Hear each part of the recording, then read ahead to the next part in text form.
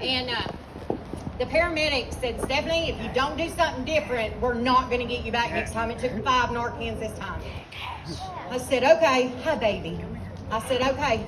And that night, I dropped to my knees and I said, God, if you're real, you got to show me something. Like, you've got to show me that you're real. And he did. And the next day, I went to treatment. And I spent 40 days in rehab. And I knew I couldn't go home. But let's face it, like, I'd never had a home. I never felt like I was home anywhere. So let's just say that. So I knew I couldn't go to Huntington because my ex was there. So my counselor at the time said, why don't you try Charleston? I was like, well, let's try Charleston. I've never been there. So I moved to Charleston with a backpack of clothes, not knowing a soul. And the first sober living home that I went into, people were like smoking pins in there. And I was like, this is not sober living. I got to get out of there. Oh my God, Vaughn, you're here. I'm sorry, squirrel. So I went to a program called Shirley Temple, and that's where I met Melissa. And like the first night, or like the first couple days I was there, the RA of the program said, there's a mandatory meeting at this place called True Freedom. Like, whatever, like, I don't want people to tell me what I got to do, but I guess I'll do it. So I went to this meeting, and like Vaughn over here in the red shirt, like, she's my angel on earth. I could not do this without her. She went to hug me, and I was like, no, don't do that.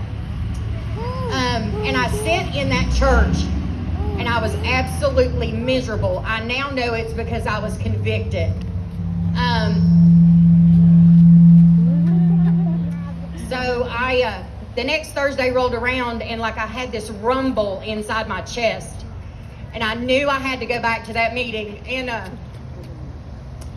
I went back to that meeting, and I got saved that night. And let me tell you, when I got up from that altar, I felt 1,000 pounds lighter, because I knew in that moment that everything was going to be okay. The next Thursday rolled around, and I got saved, and like, I've been a part of True Freedom since the beginning of my sobriety.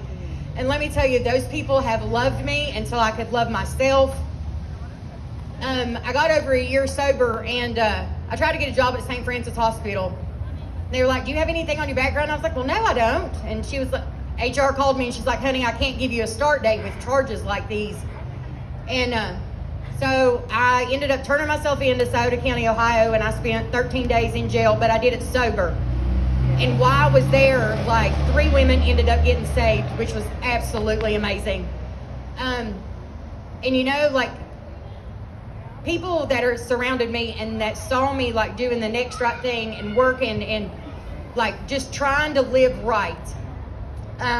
These people wrote letters for me to take to the judge. And the judge sat there and read every one of those letters. And that was the first time in my life I'd felt real love. Let me back up a second. So when I walked in True Freedom for that second meeting, I let Vaughn hug me. And I've never felt an embrace like that in my life. That's when like my relationship with God started. But now trust and believe, I fought it every step of the way, tooth and nail. I had a lot of problems, like trying to figure out what God's will was. And I would give him some things, but I would keep some things. And I learned that in order to stay in God's will, I have got to fully surrender it all to him. The only thing that I am in control of are my actions and my reactions. Everything else is in God's control, not mine. And let me tell you what, when people used to ask me what my drug of choice was, I would say more. But let me tell you what, I ain't never had a high like I feel when I'm with Jesus. I now know what true unconditional love is. I have people in my corner that would drop anything for me. And I would do the same for them. And it is only by God's grace, love, and understanding that I'm here today, and his wonderful mercy, because I am not worthy of him, but he thought I was worthy enough to die for. So I finally felt what true peace and true joy and true happiness is. That doesn't mean that there are not things that go on in my life that are hurtful. I got a phone call from my dad. There's only a couple people here that know this. My dad has fought cancer for 5 years, and he has stopped taking chemo, and they've not given him very long to live. And my first thought was to pray to Jesus, because I have to praise him in the hurting, and I have to praise him in the waiting, because no matter what, he has got this in his hand. And I was able to have a conversation with my dad, and my dad told me, he said, "Sis, don't worry, I'm going home." So I know I'm going to see my dad again one day. And then, just because we get sober, it doesn't erase all the hurt and all the pain that we have caused to people. And I have caused my children tremendous amount of pain. My children are older. They're 24, 21, and 17, and they don't speak to me.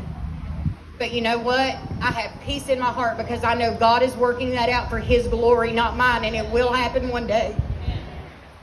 So the only advice that I can say, if you've never tried Jesus, come talk to me, because I'd love to tell you about my Jesus, because he's patient and he's loving and he's understanding, and there is absolutely nothing in this world that he can't make okay for his glory. Thanks, guys.